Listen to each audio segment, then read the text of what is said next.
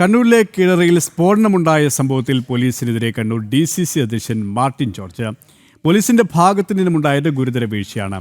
കൃത്യമായ അന്വേഷണം നടക്കണം. പ്രതി മുൻപും സമാനമായി സ്ഫോടക വസ്തുക്കൾ നിർമ്മിച്ചിട്ടുണ്ട്.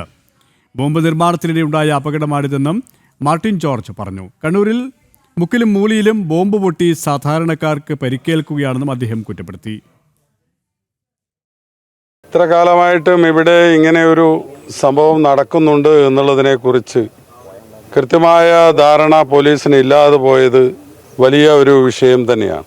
ഇത് കൃത്യമായ അന്വേഷണം നടത്തി ഇതിൻ്റെ ഉൽപ്പാദകർ എന്തിനു വേണ്ടിയാണ് ഇത് നിർമ്മിക്കുന്നത് എന്നുള്ളതിനെക്കുറിച്ച് വ്യക്തമായി അന്വേഷിച്ച് കണ്ടെത്തുകയും അവർക്കെതിരെ നടപടിയെടുക്കുകയും വേണം.